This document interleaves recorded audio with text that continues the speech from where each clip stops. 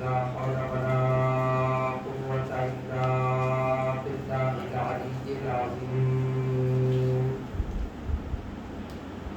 بسم الله الرحمن الرحيم. رب اشرح لي صدري ويسر لي أمري واحلل عقدة من لساني يفقهوا قولي. حسبنا الله ونعم الوكيل ونعم المولى ونعم النصير. الحمد لله الذي هدانا لهذا وما كنا لنهتدي لولا أن هدانا الله. لقد جاءت رسل ربنا بالحق. الصلاة والسلام والتحية والإكرام على نبينا المؤيد ورسولنا المسدد المصطفى الأمجد المحمود الأحمد حبيب إله العالمين نبي القاسم محمد. اللهم صل على محمد وآل محمد وعلى آل بيته الطيبين الطاهرين المعصومين ولعنة الدائمة على أعدائهم ومعاندهم وظالمهم وغاصب حقوقهم ومنكري فضائلهم وشاكين فيهم أجمعين. أما بعد فقد قال تبارك وتعالى في القرآن الكريم وفرقان الحميد. بسم الله الرحمن الرحيم. يا أيها الرسول بلغ ما أنزل إليك من ربك وإن لم تفعل فما بلغت رسالته والله يعصمك من الناس إن الله لا يهدي القوم الكافرين.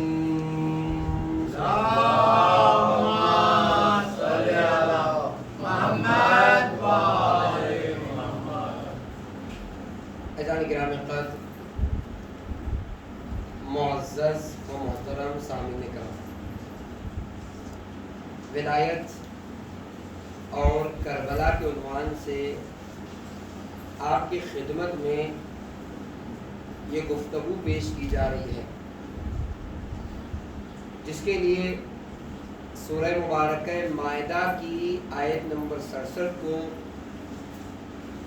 عنوان قرار دیا گیا ہے، جس میں ارشاد باری اقدس ہو رہا ہے یا ایھا الرسول بلغ ما انزل الیک من ربک. اے رسول اس پیغام کو پہنچا دیجئے جو تمہارے رب کی طرف سے تم پر نازل کیا جا چکا ہے.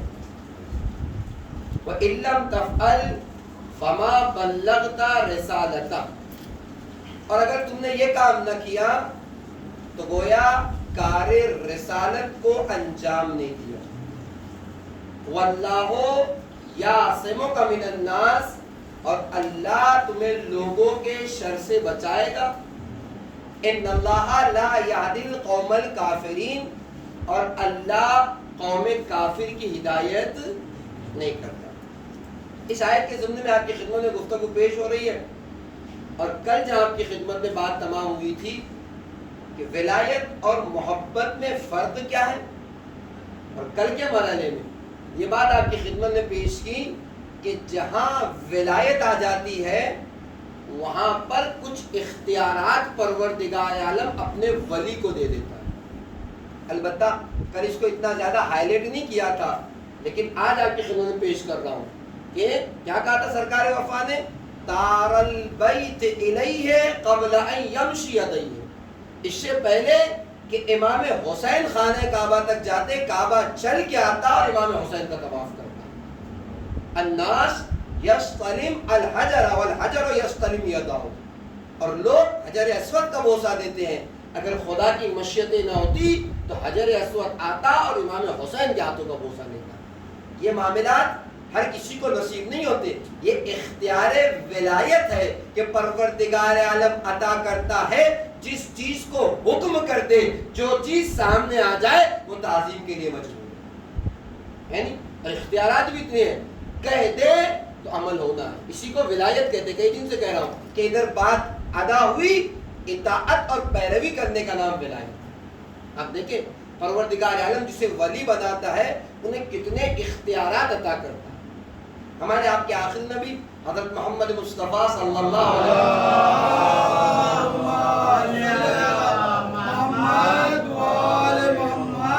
وسلم کی خدمت میں ایک شخص آیا مدینے میں, اور آنے کے بعد کہتا ہے یا رسول اللہ ولی کہتے کسے ہیں؟ ابھی غدیر ہوئی نہیں ہے.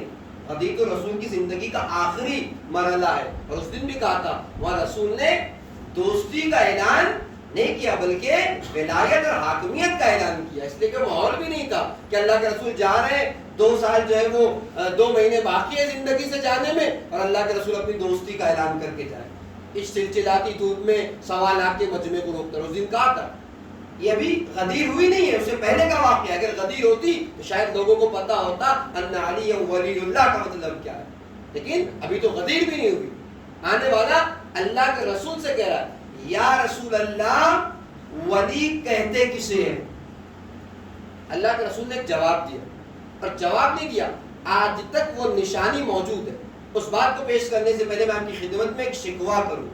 آپ دیکھیں مدینہ میں ایک مسجد ہے, جو لوگ حج کے لیے گئے, عمرے کے لیے گئے, اللہ انہیں بار بار توفیق عطا کرے, اور نہیں گئے تو اللہ جلدی نصیب کرے. جائیے گا تو دیکھیے گا کہ ایک مسجد ہے جس کا نام ہے مسجد شجرہ. شجر عربی میں کہتے ہیں درخت کو, ٹری, ٹھیک.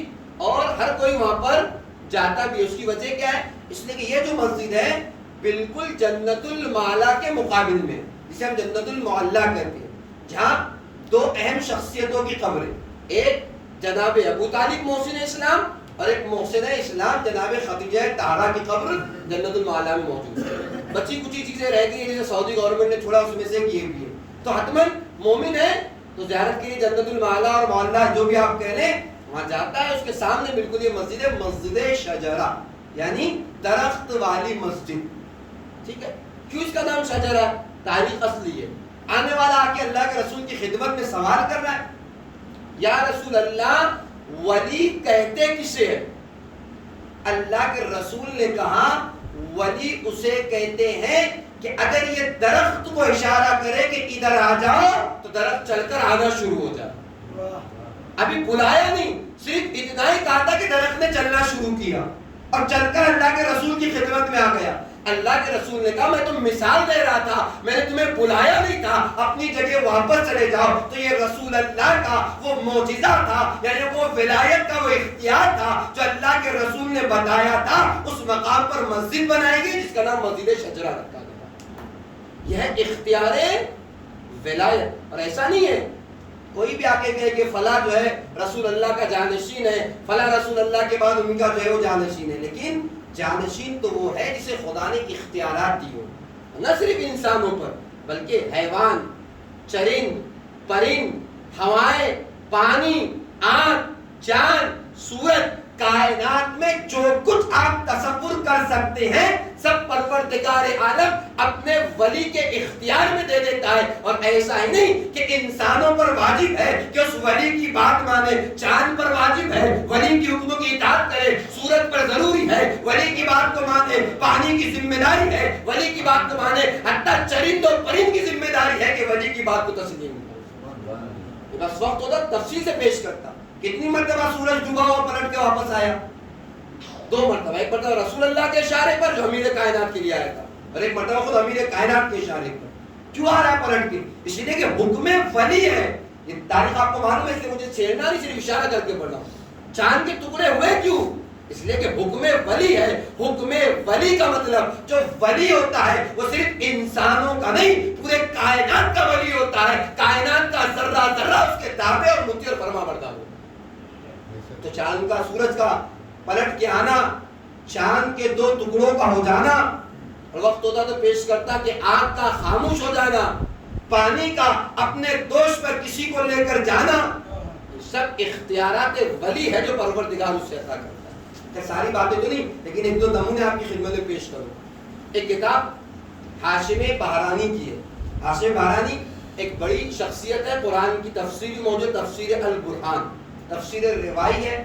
تفسیر کی بھی ہمارے پاس دو تین قسمیں، ایک تفسیر خود قرآن کی آیتوں کی تفسیر دوسری آیتیں کرتی ہے، ایک تفسیر ہوتی ہے تفسیر روائی، یعنی روایتوں سے تفسیر۔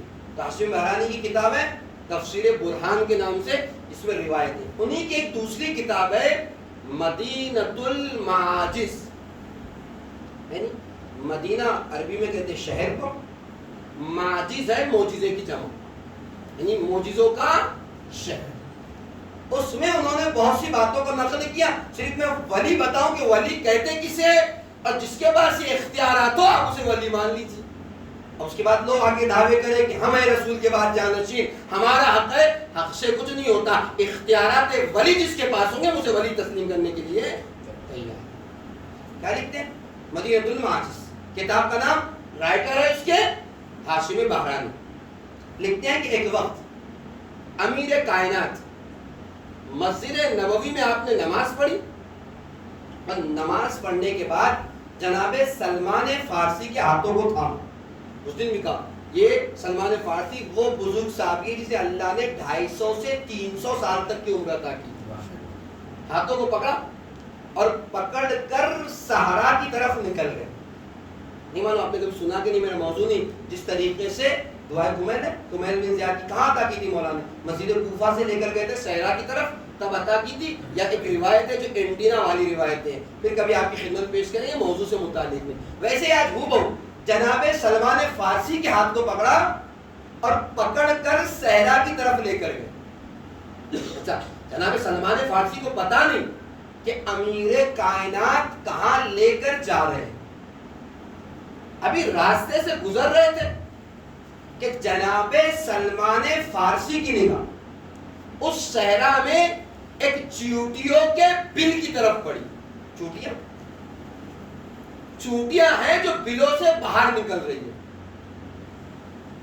جناب سلمان فارسی ہے تو جناب سلمان فارسی، اور انسان کا بھی اپنا موڈ ہوتا ہے، کبھی کبھار آدمی ہنسی مذاق اور کبھی کبھار الگ الگ موڈ میں انسان ہوتا ہے۔ کہنے لگے مولا ہوں تو سلمان، لیکن آج سلیمان بننے کا دل کرتا ہے۔ کیا فرق ہے سلمان اور سلیمان میں؟ اگر اردو جو لوگ جانتے صرف 2 نقطے کا فرق ہے، اگر سلمان میں 2 نقطے لگا دے تو سلیمان کا مولا ہوں تو سلمان، لیکن سلیمان بننے کا دل کرتا ہے۔ کہ سلمان چاہتے کیا ہو؟ کہ مولا آپ یہ چوٹیاں دیکھ رہے ہیں کتنی تیزی سے اپنے بلوں سے باہر آ رہی ہے۔ کہ دیکھ رہا ہوں، کہ جناب سلیمان والا معجزہ عطا کرے کہ ان چوٹیوں سے بات کر سکو۔ یعنی جناب سلیمان کے لیے قرآن نے کہا وَعُلِّمْنَا مَنْطِقَ الطَّيْرِ، ہم نے انہیں پرندوں کی تک زبان سکھائی ہے جناب سلیمان کے لیے۔ اور نہیں معلوم واقعہ آپ کے سامنے کے لیے، جن لوگوں کی نگاہ میں نہیں، اپنے چھوٹے بھائیوں کے لیے عرض کروں، خود قرآن نے سورہ مبارکہ نمل میں اس واقعے کو پیش کیا۔ کیا ہے تاریخ؟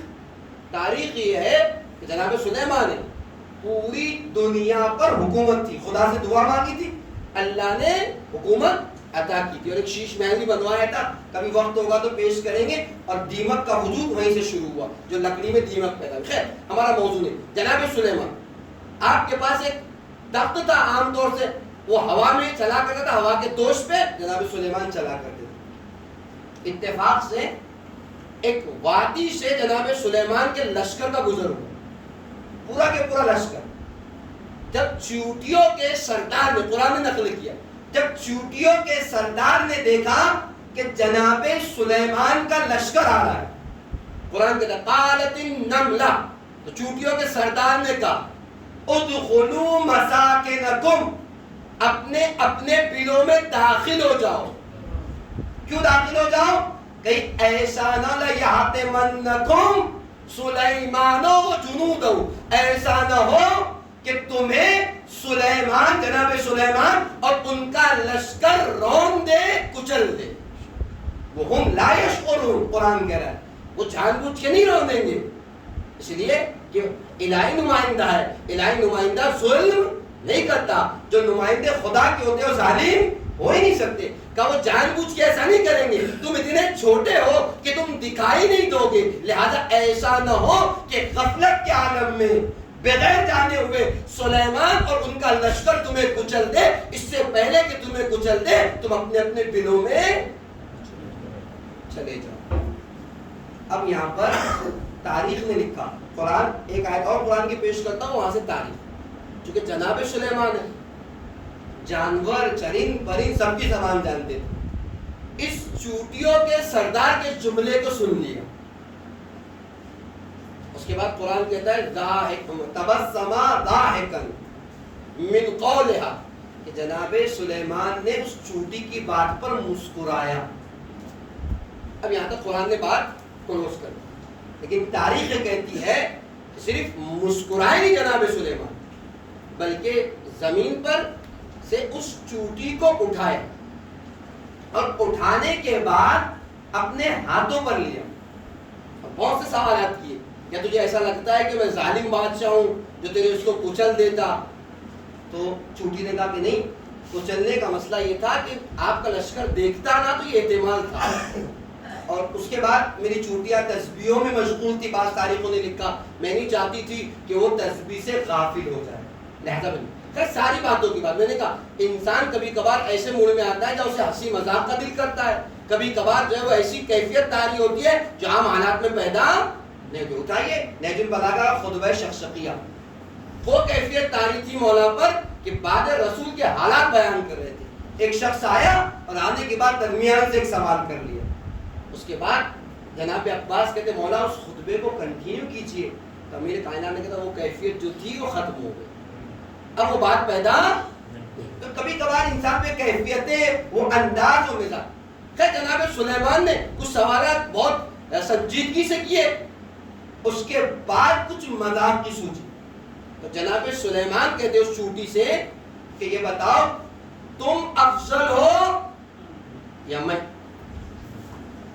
ہمارے اور آپ سے بھی اگر یہ سوال ہے تو ہم کہیں گے کہاں چوٹی اور کہاں نبی خدا ہے نہیں. اور ویسے بھی نبی تو دور کی بات، انسان بھی ہے تو چوٹی سے افضل ہے، اس لیے کہ اشرف المخلوقات ہے انسان. خدا نے اشرف المخلوقات قرار دیا اس انسان کو.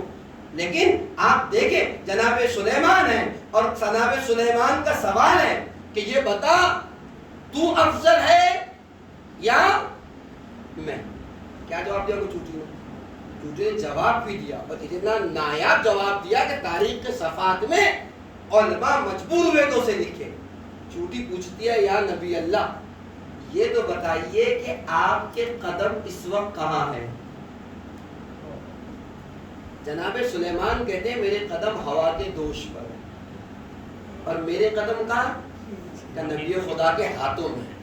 کہ یا نبی اللہ وہ افسر کہ جس کے قدم ہوا کے دوش پر ہے، یا وہ افسر جس کے قدم نبی خدا کے ہاتھوں پر ہے؟ نبی خدا کو جواب مل گیا اور چوٹی نے سمجھا دیا کہ افضلیت اس وقت اس لیے مجھے ہے کہ میں نبی خدا کے ہاتھوں پہ ہوں. تو جملہ کہنے دیجئے نا، اگر ایک چوٹی بھی نبی خدا کے ہاتھوں پہ آ جائے تو افضل ہو جایا کرتی ہے. اس علی کی افضلیت کے کیا کہنے جو کبھی ہاتھوں پہ آیا ہے تو کبھی ہاتھوں پہ آیا ہے.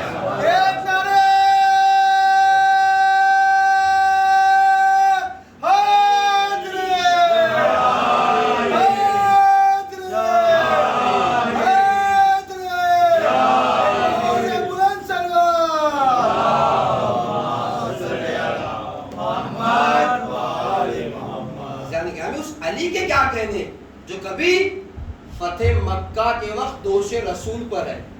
نہ ہمارے علماء، مسلمانوں کے سارے علماء نے لکھا اور کیا بیان کرتے ہیں؟ امیر کائنات جب کاندھوں پر خانہ خدا کے بت گرا رہے تب اللہ کے رسول نے کہا تھا یا علی تم حق کا کام کر رہے ہو اور میں حق کے بوجھ کو اپنے کاندھے پر اٹھائے ہو. کہاں محسوس کر رہے ہو؟ کہ یا رسول اللہ اتنی بلندی پر محسوس کر رہا ہوں کہ آپ کہے تو 7ویں آسمان سے کوئی چیز اٹھا لو. اور پھر جان گے وقت رہے گا تو قرآن نے اس کی بھی تعبیر کی ہے، شجرہ طیبہ کے عنوان سے کبھی پیش کریں گے. تو اجان گرامی یہ ایک مرحلہ. دوسرا مرحلہ خود غدیر کا مرحلہ. اللہ کے رسول نے امیر کائنات کو اپنے ہاتھوں پہ اٹھایا، اور اٹھایا نہیں، اتنا اٹھایا تھا، اتنا بلند کیا تھا کہ روایت کے جملے سفیدی بغل نمودار ہو گئی تھی، ہے نہیں، اتنا اٹھایا. یعنی عالم یہ تھا کہ رسول اللہ کا چہرہ دکھائی نہیں دے رہا تھا، صرف اور صرف امیر کائنات کا چہرہ دکھائی دے رہا تھا. اور میں نے اس دن بھی کہا تھا قول رسول ہو تب بھی مصلحت، عمل رسول ہو تب بھی مصلحت. شاید رسول اللہ سمجھا رہے تھے اگر کوئی زمانہ ایسا ہے جس میں چہرے رسول نہ دکھائی دے تو علی کی طرف دیکھ لینا، علی ہی میں نجات ہے. اگر کوئی زمانہ ایسا ہے کہ جب رسول موجود نہ ہو، تمہاری ذمہ داری علی کے چہرے کو دیکھنا، تمہارا کام علی کے چہرے کی طرف. تاریخ کا جملہ. خیر چوٹی نے جواب بھی دیا. یہ واقعہ جناب سلیمان کا ہے، جس کو پتا تھا نہیں پتا. اب یہاں سے جناب سلمان والی بات سنیے تاکہ بات مکمل ہو جائے. جناب سلمان کہا مولا ہوں تو سلمان لیکن سلیمان بننے کا دل کرتا ہے. اور کیوں یہ کیفیت تاری ہوئی؟ اس لیے کہ چوٹیوں کو جھنڈ کے جھنڈ بن سے باہر نکلتا ہوا دیکھ رہے. ظاہر سی بات ہے جناب سلمان فارسی عام صحابی تو تھے نہیں، قرآن یوں پڑھنے کے عادی، سب سارے واقعات نگاہوں کے سامنے. چاہتے کیا ہو سلمان؟ چاہتا یہ ہوں کہ آپ اختیار ولایت دکھلائیے اور اتنی صلاحیت عطا کر دے کہ ان چوٹیوں کی بات سمجھ سکے. امیر کائنات نے اشارہ کیا، جناب سلمان سے کہنے لگے گفتگو کرو ان چوٹیوں سے، اختیار ولایت ہے. اب امیر کائنات کے اشارے کے بعد جناب سلمان نے چوٹیوں سے بات کرنا شروع کی. ایسے بات کی جیسے ہم اور آپ کر رہے ہیں. وہ جو بول رہے تھے یہ بھی سمجھ رہے تھے، یہ جو بول رہے تھے وہ بھی سمجھ رہے. اب جناب سلمان نے ایک سوال کیا کہ یہ بتاؤ کہ میں دیکھ رہا ہوں کہ تم جھنڈ کے جھنڈ، ہاشم بارانی اپنی کتاب مدینۃ المعاجز میں لکھا، تم جھنڈ کے جھنڈ اپنے بلوں سے، اپنے گھروں سے باہر نکل رہی ہو. کوئی خاص وجہ ہے؟ کوئی خاص مقصد ہے؟ کہاں ایک خاص مقصد کے تحت. وہ کیا کہ آج ہمارے سردار نے یہ اعلان کیا ہے کہ جو بھی اپنے آپ کو جہنم کی آگ سے بچانا چاہتا ہے، جو بھی اپنے آپ کو نجات دلانا چاہتا ہے، وہ اپنے گھر سے باہر نکلے. ہمارے گھر کے پاس سے ایسے کا گزر ہو رہا ہے جس کے چہرے کو دیکھنا عبادت ہے. لہذا ہم اپنے بلوں سے باہر آ رہے ہیں تاکہ اس چہرے کی زیارت کر کے نجات حاصل کر لے، ثواب حاصل کر لے. نہیں یہ جناب سلمان فارسی کی گفتگو چوٹیوں سے. امیر کائنات آگے بڑھے، اختیار ولایت دیکھیے گا. کبھی چوٹیوں کی زبان اور آگے آپ پڑھیے. میں نے کہا وقت ہوتا تو پیش کرتا سورج، چرند، پرند، پانی، آگ، سب کے اوپر اختیار. یعنی کائنات کی جتنی چیز آپ سوچ سکتے ہیں سب پر واجب ہے کہ ولی کے حکم کی اطاعت کرے. جہاں حکم مل جائے وہاں اطاعت ضروری ہے. صرف ایک واحد انسان ہے جو حکم آنے کے بعد نافرمانی کرتا ہے، ورنہ کائنات حقیقت ہے. آپ کو پتا ہے ایک علمی بحث ہے، میں اگر چھیڑوں تو بات آگے سے. دنیا کو دنیا کیوں کہتے ہیں؟ دنیا بنا ہے ادنا سے، پس ترین جگہ. کیوں؟ روایت اٹھا کے آپ دیکھیں، اسی لیے کہ واحد یہ جگہ وہ جگہ ہے جب خدا کی اور اس کے ولیوں کی نافرمانی ہوتی ہے. اگر وقت ہوتا ہے، موضوع ہوتا تو کبھی پیش کرتا. خیر اب جناب سلمان فارسی اور امیر کائنات آگے بڑھ گئے. اچھا آگے بڑھ گئے. جناب سلمان فارسی نہ ہوتے تو ایک جملہ کہتا، عام زبان میں سلینگ لینگویج ہمارے کہتے پھیل جانا. آپ کسی کے ساتھ ذرا سا اچھے سے پیش آئیے تو بولتے پھیل گیا. یعنی کیا مطلب؟ اس کی خواہشات اور بڑھ گئی. اب اس کے ارادے اب آگے بڑھے تو پرندوں کے جھنڈ پہ نگاہ پڑی جناب سلمان فارسی. پرندے کو دیکھا غور سے، پر دیکھنے کے بعد کہتے ہیں مولا سلیمان کا معجزہ تو دیکھ لیا، اب چاہتا ہوں جناب عیسیٰ کا معجزہ دیکھ لوں. جناب عیسیٰ کا آپ جانتے ہیں اللہ نے ہر نبی کو اس کے زمانے کے اعتبار سے معجزہ دیا تھا. یعنی معجزوں کا کمال یہی تھا، جس زمانے میں جو چیز زیادہ تھی اس اعتبار سے اس نبی کو معجزہ دیا گیا. جناب موسیٰ کے زمانے میں جادوگری تھی تو عصا دیا گیا تھا. جناب عیسیٰ کے زمانے میں ڈاکٹری اور طبابت کو بہت زور تھا، مرتے مرتے لوگوں کو یہ لوگ زندہ کر دیتے تھے. اللہ نے آپ کو مردوں کو زندہ کرنے کا معجزہ دیا تھا. رسول اللہ کے زمانے میں جنگوں کا اور جو ہے وہ شعر و شاعری کا بہت زیادہ روایت تھا، تو قرآن جیسا معجزہ عطا کیا کہ لوگ اس کا جواب نہیں لا سکتے، اور امیر کائنات جیسی شجاعت عطا کی جو معجزہ. خیر، تو جناب عیسیٰ کا معجزہ مردوں کو زندہ کر دیا. تو مولا جناب عیسیٰ والا معجزہ بھی اپنے آنکھوں سے دیکھو. چاہتے کیا مردوں کو زندہ کرو؟ تو کرو گے کیسے؟ کہ مولا پرندے جناب عیسیٰ کے لیے بھی کہ پرندوں کو جو ہے وہ الگ الگ اس میں رکھتے تھے، پھر جوڑتے تھے تو پرندہ بن کے اٹھ جاتا. وقت نہیں کہ ساری باتوں کو پیش کروں، میں پیش کرتا. خیر، خود کیا چاہتے ہو آپ؟ حکم ولایت دکھائیے، تو پرندہ جو ہے وہ اسے قتل کرتے ہیں، ذبح کرتے ہیں، اس کے بعد آپ اسے حیات عطا کرتے. امیر کائنات نے کہا اچھا بلاؤ پرندے کو. جناب سلمان فارسی نے پرندے کو اشارہ کیا، پرندہ آیا نہیں. سلمان فارسی کہتے مولا وہ تو آیا نہیں. مولا کہتے تم نے میرا نام بھی تو نہیں لیا. اگر تمہارے سے آ جاتا تو تم میں اور مجھ میں فرق کیا رہتا؟ بلاؤ تو میرے نام سے بلاؤ، اس لیے کہ میں ولی ہوں، میرے اختیارات، ہر کسی کو اختیارات حاصل نہیں. اگر جملہ کہے جو آپ کی خدمت میں بات آ گئی ہے، ایک گزارش بھی اسے بھی پورا کر دوں. اللہ کے رسول کا تذکیہ حسین کر رہا تھا تو لوگوں نے آپ کو جادوگر کہا تھا، ہے نہیں؟ کیوں؟ اس قسم کے معجزے دیکھ کر ہی ان کے ذہن میں بات آئی تھی یہ ہو سکتا ہے کہیں نہ کہیں یہ جادوگر ہو. لیکن اختیار ولایت ایک الگ چیز ہے اور جادوگری ایک الگ، دو الگ الگ باتیں. رہ گئی بات کہ اسلام میں اس کی حیثیت کیا ہے جادوگری کی، تو نہ اسلام اس کی اجازت دیتا ہے. ٹھیک ہے نا، آج ہمارے پاس بہت زیادہ رائج ہے، اس نے کرا دیا ہوگا، اس نے کرا دیا ہوگا. تو اولاً تو کرانے والا گنہگار، حرام شریعت کہتی ہے. جادو کا سیکھنا حرام ہے، مگر یہ کہ کسی کے جادو کو توڑنے کے لیے اگر سیکھا جائے تو شریعت اجازت دیتی ہے. لیکن اگر کوئی کسی کو پھنسانے کی نیت سے، اس نیت سے کرے تو حرام ہے. دوسرا مرحلہ یہ آتا ہے کہ کیا جس کے اوپر کرا رہا ہے کتنے اثرات ہوتے ہیں؟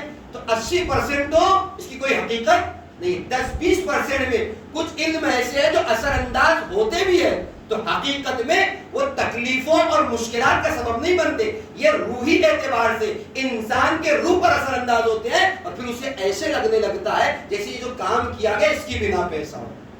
اور میں آپ کی خدمت کروں، جو لوگ ان چیزوں میں الجھ جاتے ہیں پوری زندگی اس میں لگ جاتے سے باہر نہیں نکلتے. چھوٹی سی بھی چیز اس کی زندگی میں اگر ہو، بیمار ہوا تو فلاں نے کیا ہوگا، فلاں مشکل ہے تو فلاں نے کیا ہوگا، جبکہ مشکلات انسانی زندگی کا لازمہ ہے. اس لیے کہ جب تک مشکلات، وہ مشین آپ نے دیکھی نا انسان آئی سی یو وغیرہ میں ہو، اس کی لائنیں اوپر نیچے ہوتی رہتی ہے، جب تک یہ اوپر نیچے ہے سمجھنا یہ زندہ ہے. لیکن اگر برابر سے چلنے لگ جائے تو کیا ہوتا ہے سمجھ لینا اس دنیا سے چلا گیا. اسی لیے خدا نے کیا رکھا ہے، ذرا سے اتار چڑھاؤ زندگی میں آنا چاہیے تاکہ انسان سوئے نہ، جاگتا ہے. جس دن برابر سے زندگی چلنے لگ جائے گی سمجھ لینا کام تمام ہو گیا. لہذا یہ مشکلات لازم آئیں، ضرور نہیں کہ اس نے کہا. اچھا رہے گی بات ہماری ذمہ داری کیا ہے؟ ہماری، میں نے کہا 10-20% کے امکانات ہیں، وہ بھی علم کی بنا پر. بات ہماری ذمہ داری ہمیشہ باموصول ہے. کچھ خاص دعائیں، صورتیں جیسے سورہ معوذتین، سورہ قل اعوذ برب الناس اور قل اعوذ برب الفلق کی بہت زیادہ تاکید ہوئی ہے. کیسے حالات میں صلاۃ علی مل جاتی محمد وآل محمد. اللہم صلی علی محمد وآل محمد. ایک اور صلاۃ محمد وآل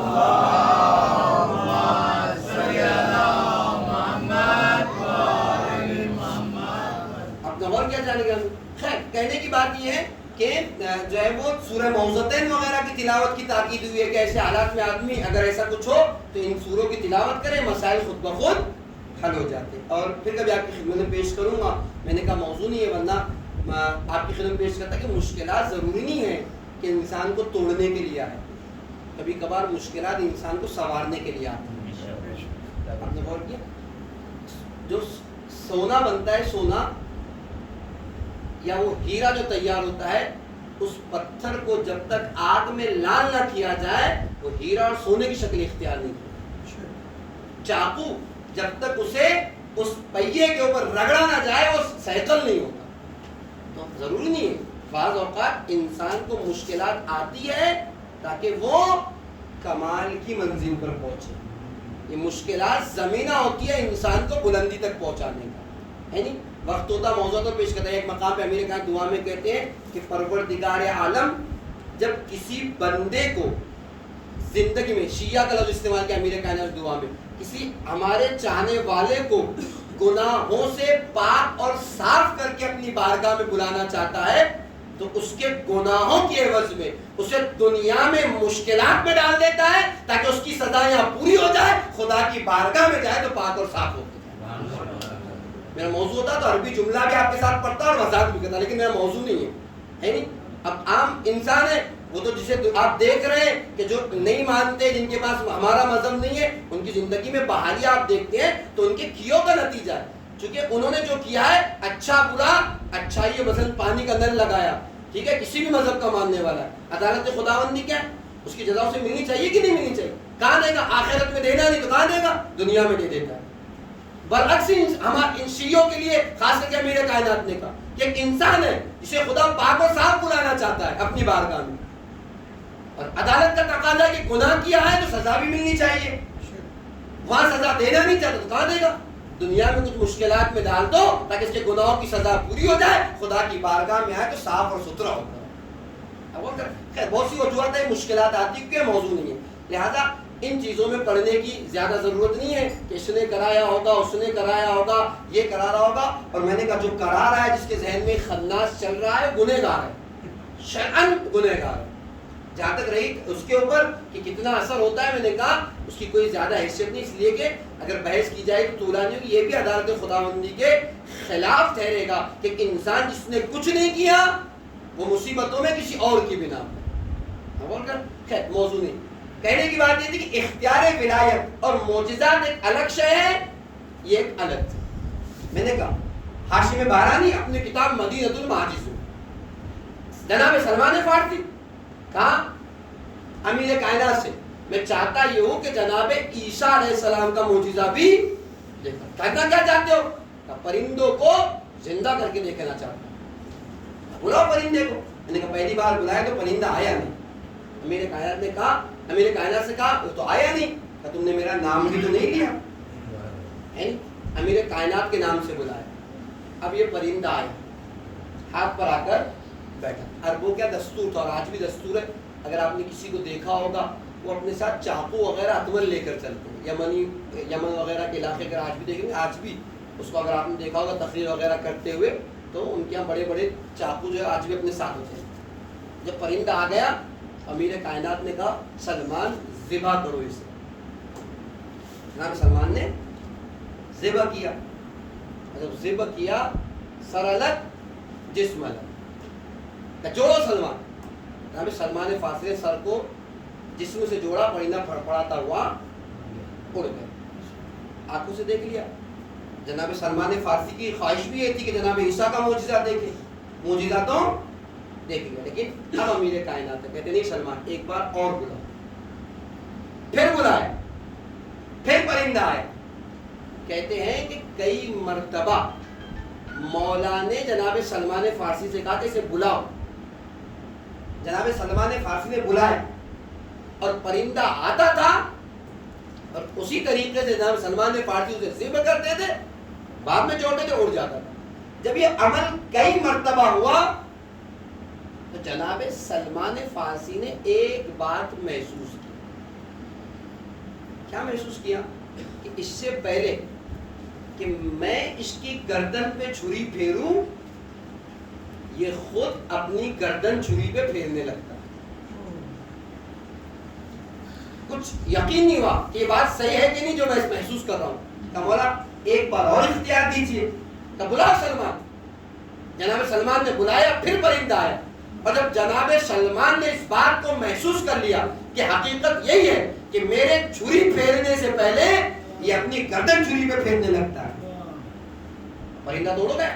کہتے مولا ایک آخری مہلت دیجیے کہ پھر سے جناب سلیمان کا معجزہ عطا کر دیجیے. کہ خیریت، کہ میں چاہتا ہوں کہ اس پرندے سے بات کروں. بسم اللہ سلمان. پرندے کو مولا کے نام سے بلایا، پرندہ ہاتھوں پہ آ گیا. جناب سلمان نے بات کرنا شروع کی. جناب سلمان کہتے ہیں یہ بتاؤ جب تمہاری گردن کٹتی ہے جب تمہاری جلد پر چھری چلتی ہے تو کیا تمہیں تکلیف نہیں ہوتی؟ پرندہ کہتا ہے کیسی باتیں کرتے ہو، یہ تو قدرت کا نظام ہے، گردن کٹے گی تو تکلیف ضرور ہوگی، جلد کٹے گی تو تکلیف ضرور ہوگی۔ وہ پھر جناب سلمان فارسی کہتے ہیں لیکن میں تو دیکھ رہا ہوں کہ تکلیف، تم کہہ رہے تکلیف ہوتی ہے، لیکن میں تو ایسے محسوس کر رہا ہوں کہ اس سے پہلے کہ میں چاقو پھراؤں تم اپنی گردن پھیرنے لگتے ہو۔ جب تکلیف ہوتی ہے تو یہ کام کرتے کی ہو؟ تو ایک مرتبہ جناب سلمان فارسی سے پرندہ کہتا ہے ٹھیک ہے تکلیف ہوتی ہے، لیکن تم نے دیکھا نہیں کہ تم کس کے نام پہ بلا رہے ہو؟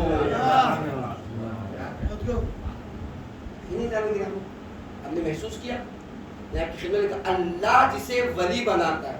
ان بحثوں کو آپ چھوڑ دیتے ہیں کچھ دیر کہ ولی کے معنی یا ولایت کے معنی محبت ہے یا حاکمیت ہے۔ ہم کہتے ہیں جس کے پاس یہ اختیار ہے وہ رسول کا جانشین علی ولی اللہ کہلانے کے لائق ہے۔ اور میں نے کہا یہ تو ایک مثال دی، اگر وقت ہوتا تو پانی کی مثال دیتا کہ پانی اپنے دوش پر نام علی لے کر کس طریقے سے لے جاتا ہے، سورج ڈوبا ہوا کس طریقے سے پلٹ کے آتا ہے، چاند کے کیسے دو ٹکڑے ہوتے ہیں۔ درخت کی مثال تو آپ کی خدمت میں پیش کی، رسول اللہ نے صرف کہا درخت چلنے لگا ہے نہیں۔ تو تاریخ کیا جانے گرامی، ولی وہ ہوتا ہے جسے اللہ اختیارات دے دیتا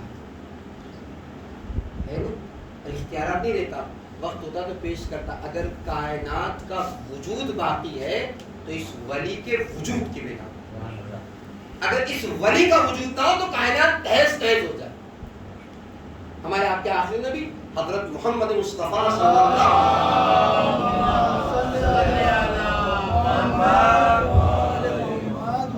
ارشاد فرماتے ہیں لولا الحجہ لساقت الارض باہلہا، اگر زمین پر حجت خدا نہ ہو، ولی خدا نہ ہو تو زمین اپنے اہل و عیال کے ساتھ تہس نہس ہو جائے۔ اگر زمین کا وجود ہے تو ولی خدا کی بنا پر، حجت خدا کی بنا پر، اور جو بھی جس زمانے میں امام ہے وہ حجت خدا ہے، اپنے زمانے کا ولی ہے، جس کے وجود سے کائنات ٹکی ہوئی ہے، کائنات کو سکون ہے۔ بلکہ بعض مقامات میں زیارت میں آپ کہتے ہیں کہ مولا یہ رزق بھی جو ہے وہ آپ کی برکتوں سے ہم تک پہنچتا ہے، اگر آپ کی ذات نہ ہوتی تو یہ رزق بھی ہم تک۔ اگر کائنات کو سکون حاصل ہے تو کس کی وجہ سے؟ ولی خدا کی وجہ سے، حجت خدا کی بنا۔ میں ایک سوال آپ سے پوچھوں، جب ہمارے یہاں بچے کی ولادت ہوتی ہے ہم بچے کا نام رکھتے ہیں، مثلا نام رکھا محمد، نام رکھا علی، یعنی تو کیا ہمیں پتا ہوتا ہے کہ اس کی اگلی زندگی کیسی ہوگی؟ نہیں پتا ہوتا، ہم تو نہیں جانتے، ہم تو ایک نام رکھتے کہ نام اچھا ہے۔ لیکن آپ مجھے بتائیے اگر اہل بیت کے گھرانے میں کسی بچے کا نام علی رکھا جائے، کسی بچے کا نام محمد رکھا جائے، کیا آپ کو ایسے لگتا ہے کہ ان کی نگاہ میں ان کی آگے کی زندگی نہیں بغیر سوچے سمجھے نام رکھا جا رہا؟ نہیں جانے گا، وہ کمالات اس بچے میں ہیں، لہذا یہ نام ہمارے نام ہو سکتے ہیں جہالت کی بنا پہ ہو، لیکن اہل بیت کے یہاں نام جہالت کی بنا پر نہیں ہوتے بلکہ سوچے سمجھے نام ہوتے ہیں۔ یعنی آگر اگر کوئی باپ کسی بیٹی کا نام زینب رکھ دے تو سمجھ لینا وہ بیٹی حقیقی معنوں میں باپ کے لیے زینت ہے، اس لیے زینب کہی جا رہی ہے، یہ سوچے سمجھے نام ہے۔ اگر یہ جملہ آپ تک پہنچا چکا ہوں اور آپ موافق ہیں تو ایک جملہ آپ کی خدمت میں کہوں، ہر زمانے کا حجت خدا، ہر زمانے کا ولی خدا وہ ہوتا ہے جس کے وجود سے کائنات کو سکون حاصل ہے، کائنات کو اطمینان حاصل ہے۔ اگر اس کا وجود نہ ہو تو کائنات تہس نہس ہو جائے، کائنات میں زوال آ جائے، تو کائنات کو سکون ہوتا ہے حجت خدا اور ولی خدا کی بنا پر۔ یہ لفظوں کو سمیٹ کے کہوں، جو کائنات کو سکون عطا کرے اسے حسین کہا جاتا ہے، اور حسین کے لیے جو سکون بن جائے اسے سکینہ کہا جاتا ہے۔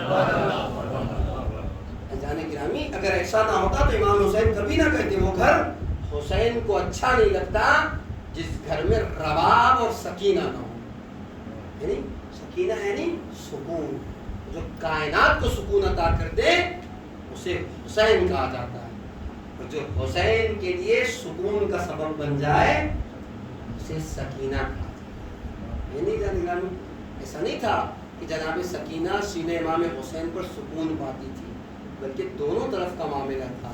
اگر جناب سکینہ سکون پاتی تھی تو کہیں نہ کہیں امام حسین بھی راحت و سکون محسوس کرتے تھے کہ 4 سالہ بیٹی آپ کے سینے پہ سو گئی۔ اور پھر جانے گرامی تو زہرا جناب سکینہ کی ذات وہ ذات ہے جو بابا کے لیے سکون کا ذریعہ اور باعث تھی۔ اور جان گرامی 4 سالہ زندگی کیا زندگی ہوتی ہے؟ آپ ایک بچے کو دیکھیں اپنے والدین سے جدا کر کے، اس کے سامنے اس کے بھائی کو مار کر، اس کے والد کو اذیت دے کر برداشت نہیں کر سکتی، لیکن یہ تو اہل بیت کے گھرانے کی بچی تھی جس نے قدم قدم پر امتحانات بھی دیے اور امتحانات دینے کے ساتھ سارے مصائب کو برداشت بھی کیا۔ کورونا سے پہلے اربعین کے زمانے میں بین الحرمین میں ایک ایرانی ٹی وی والے نے ایک بچی کو، ایک باپ کے آغوش میں بچی تھی، اور اس کے پاس گیا مائک لے کے، اور جانے کے بعد وہ کہتا ہے اس سے کہ تمہاری عمر کیا ہے؟ اتفاقاً جائز بات اس نے قد اور قامت دیکھ کر اسی کے پاس گیا تھا، 4 سال کی۔ سکینہ کو پہچانتے ہو؟ ہاں، حسین کی بیٹی سکینہ۔ اس کے بعد وہ سوال کرتا ہے کہ بتاؤ اگر کوئی تمہارے سامنے تمہارے بابا کو مارے تو تم کیا کرو گے؟ کہتی ہے میں اپنے بھائی کو پکاروں گی، اور اگر بھائی اور بابا دونوں کو مارا جائے۔ بچی رونے لگی، باپ کے سینے سے لپٹ گئی، جواب نہ دے سکی کہ کسی بچی کے سامنے اس کے بھائی کو، اس کے بابا کو مارا جائے۔ لیکن ہاں، حسین کی 4 سالہ یتیمہ، حسین کی 4 سالہ سکینہ کیسے برداشت کیا ان مصائب کو میں پیش نہیں کر سکتا۔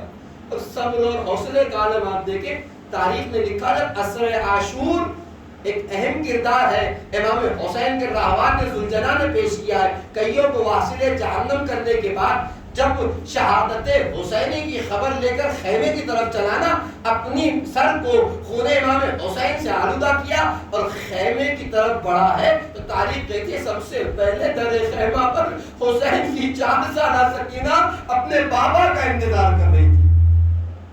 ایک مرتبہ مقتل کہتا ہے جیسے ہی جناب سکینہ نے بابا کے راہوار کو، بابا کے ذوالجناح کو خالی دیکھا، بابا کے ذوالجناح کی باہوں میں باہیں ڈال دی اور ڈال کے کہتے ذوالجناح مجھے معلوم ہے میرا بابا واپس نہیں آیا، میرا بابا مار ڈالا گیا، صرف اتنا بتا دے کہ جب میرے بابا کو مارا گیا تو پانی پلایا گیا کہ نہیں پلایا؟ میرے بابا کو پانی پلا کر مارا گیا، یوں ہی شہید کر دیا گیا۔ ہاں باب اعظم، یہ حسین کی 4 سالہ یتیمہ ہے، یہ حسین کی 4 سالہ سکینہ ہے۔ تاریخ نے لکھا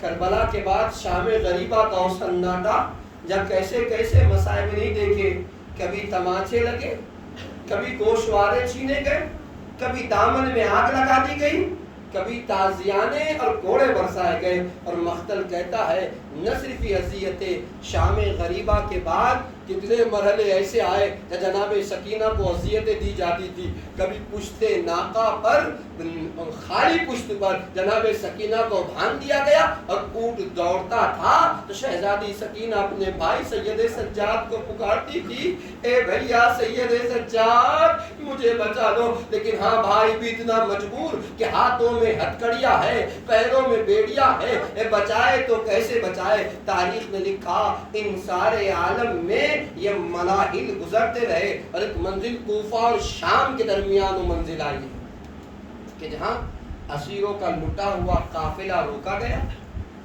مقتل کہتا ہے کہ شدت کی گرمی ہے، شمر ملعون اپنے قافلے والوں کو پانی پلا رہا۔ جناب سکینہ نے دیکھا بعد کربلا اسیران اہل بیت کو پانی تو ملا لیکن کبھی سیر ہو کے پانی نہیں ملا۔ ایک ہوتا ہے پانی، اور گرمی میں آپ پانی پی کے دیکھیے، تھوڑا سا اگر پانی مل جائے نا وہ پیاس بجھاتا نہیں، پیاس کو بڑھا دیتا ہے جب تک آپ سیر ہو کے نہ پی لیں۔ پانی دے رہا۔ جناب سکینہ اپنی پھوپھی کے پاس آ کے کہی پھوپھی اماں اجازت ہو تو ذرا سا پانی میں بھی اپنے لیے مانگ لوں۔ کبھی جناب سکینہ سوال نہ کرتی اگر کربلا میں امام حسین نے سوال آپ نہ کیا ہو. کہا بیٹی اگر ملتا ہے تو مان لو. شمر ملون کے پاس آئی, آگے کہتی ہے میں تجھ سے پانی نہیں مانگتی مگر یہ کہ جب تو اپنے لشکر والوں کو پلا چکنا پانی بچ جائے تو تھوڑا سا پانی مجھے بھی دینا, میرے ہونٹ خشک ہوئے جاتے ہیں. تاریخ اس ملعون نے اپنی ساری فوجوں کو پانی پلایا, فوجوں کے بعد اپنے جانوروں کو تک سیراب کیا, اور جب سیراب کر چکا تو کچھ پانی مشکیزہ میں باقی تھا. کچھ دیر تک جناب سکینہ پیچھے چلی تھی, تھک کر ایک سائے میں کھڑی ہو گئی تھی کہ پانی بچے گا تو پلائے گا. جب محسوس کیا کہ پانی بچا ہوا ہے دوڑتی ہوئی گئی کہ شاید اب دے دے گا, لیکن یہ ملعون اتنا بے رحم تھا, بجائے جناب سکینہ کے کوزے میں پانی ڈالتا مسک سکینہ کو زمین پہ بہا دیا, مسک کو زمین پر بہا دیا, سارا پانی بہ گیا. جناب سکینہ پھر پیاسی رہی. اجرکم اللہ. تاریخ کہتی ہے ان مسائب کے ساتھ یہ بچی زندان شام پہنچی اور اس دن آپ کی خدمت میں پیش کیا کہ زندان شام میں اتنا اندھیرا, اتنا بند علاقہ تھا کہ ہوا تک نہیں آتی تھی, تو لوگ زندان شام کے دروازے کے پاس قیدی جاتے تھے تاکہ کچھ ٹھنڈی سانس لے سکے. اس وقت جب پرندوں کو دیکھتی تھی تو پوچھتی تھی پھوپھی اماں یہ پرندے کہاں جا رہے ہیں, کیا ہمیں بھی اپنے گھر جانا نصیب ہوگا کہ نہیں ہوگا. یہ سارے مسائب آپ کی خدمت میں پیش کر چکا ہوں, بس آخری جملے آپ کی خدمت میں پیش کروں, مسائب تمام ہو جائیں گے. تاریخ نے لکھا ایک وقت وہ وقت ہے کہ جب شام کا سناٹا ہوتا تھا اور حسین کی 4 سالہ یتیمہ زندان شام کی خاک پر سر رکھ کے سوتی تھی نا, تو اتنے اطمینان سے نہیں سوتی تھی, تڑپ کے اٹھ جاتی تھی, اس لیے کہ باپ کے سینے پہ سونے کی عادت تھی. جب خاک پہ سوتی تھی تو بابا بابا کر کے تڑپ جاتی تھی. مختل نے لکھا ایک وقت وہ وقت آیا کہ جناب سکینہ کو آگ تو لگی, اور جب آگ سے بیدار ہوئی تو زالو قطار گریہ کر رہی تھی, اے پھوپھی اماں میرا بابا بھی یہاں تھا, کہاں چلا گیا. اے پھوپھی اماں میرا بابا بھی تو آیا تھا. اے پھوپھی اماں ابھی تو اپنی آغوش میں میرے بابا نے مجھے لیا تھا, ابھی تو میرے بابا مجھے سینے پہ سلا رہے تھے, یہ کہاں چلے گئے. یہ کہتے کہتے کہ جملہ عجیب جملہ کہا, اتنا ہی نہیں ابھی تو میرے بابا مجھ سے کہہ رہے تھے اے بیٹی سکینہ تمہاری مشکلات ختم ہو گئی, تم جلدی بابا کے پاس آؤ گی. اتنا جملہ شہزادی زینب ام کلثوم نے سنا, سمجھ گئی یہ جناب سکینہ کی زندگی کا آخری دن ہے, بیویوں میں کوہرام بپا ہوا. اجرکم اللہ. صاحب اولاد تشریف فرما ہے, چھوٹے چھوٹے بچے آپ کے بھی ہیں نا, اللہ کسی کی گود ایسے نہ اکھڑے جیسے کربلا میں جناب رباب کی اجڑ گئی. مختم نے لکھا ارباب اعلیٰ اب جیسے شہزادی روتی تھی بیویوں میں رونے کا کوہرام. جب یہ آوازیں دربار یزید میں پہنچی تو یزید ملعون کہتا ہے کہ کیا ماجرا ہے, اتنا گریہ زندان شام میں کیوں ہے. کسی نے کہا حسین کی 4 سالہ یتیمہ نے خواب میں اپنے بابا کو دیکھا ہے, اپنے بابا کو یاد کر کے رو رہی ہے. مختل کہتا ہے یزید ملعون کہ اچھا ایک کام کرو, اس کے بابا کا سر اس کے حوالے کر دو. اب تاریخ کہتی ہے زندان میں سر امام حسین آیا, جناب سکینہ کو اپنے بابا کا سر ملا. اتنا تھا کہ بابا کے سر پر سر رکھ کر فریاد شروع کیا, اے بابا من الذی ایتمنی, اے بابا کس نے مجھے یتیم کر ڈالا.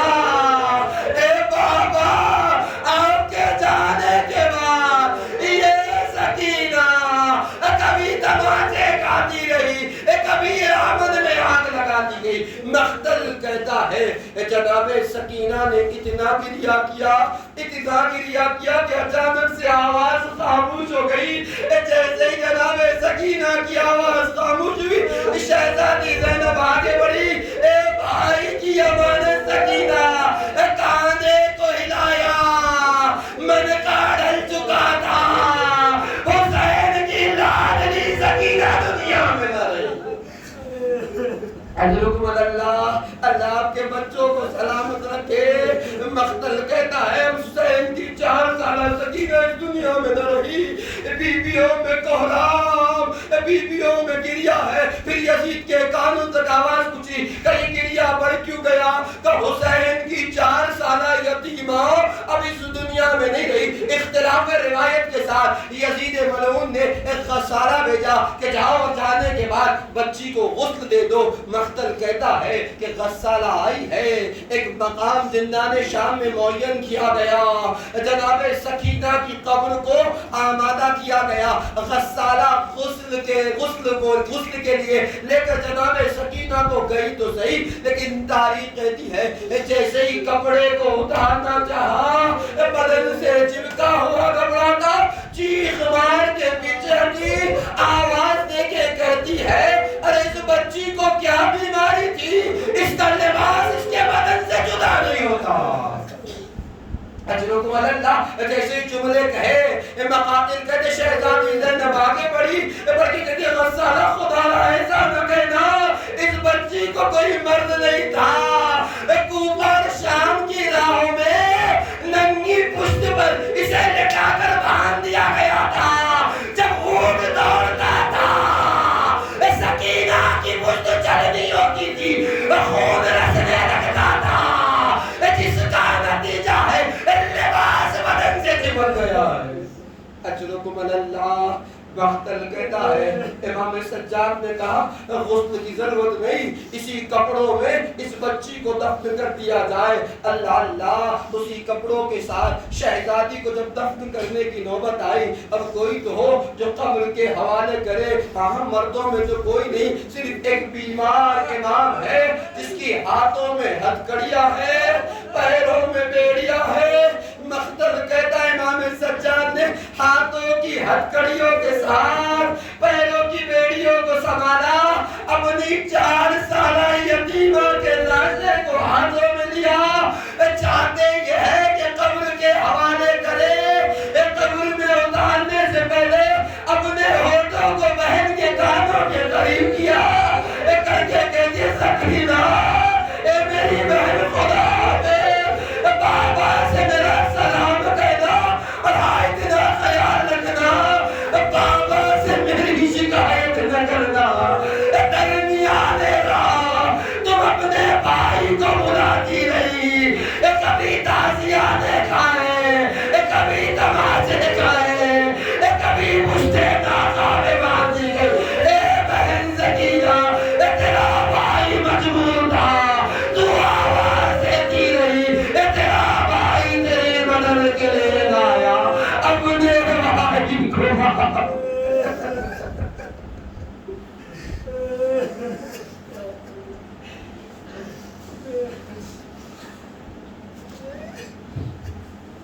لعنت اللہ علی القوم الظالمین سیعلم الذین ظلموا ایہا منقلب ینقلبون۔ الہی بحق دہرا و بیہا و بالہا بنیہا سر المستضعف پروردگارا ہمارے آنسو کو رومن شہزادی میں لگا عنایت فرما، ہمارے آنسو کو تسکین شہزادی کا دریا قرار دے، قلب نازنین امام کو ان سے راضی خوشنود فرما، امام کی دعاؤں میں مشامل حال فرما، غیبت امام کی ذمہ داری کو پورا کرنے کی توفیق کرامت فرما، سیرت اہل بیت علیہ السلام کو چلنے کی توفیق کرامت فرما۔ میں معبود ان آنسوؤں کے صدقے میں ہمیں سچا عدالت بننے کی توفیق کرامت فرما۔ میرے معبود سامعین جلسہ بانیان جلسہ کی تمام دلی مرادوں کو پورا فرما، ان کی تمام مشکلات کو برطرف فرما۔ میرے معبود ان آنسوؤں کے بعد جو دعائیں دل میں لے کر اسے قبول و مستجاب فرما، جو دعائیں رہ گئی اسے قبول و مستجاب فرما۔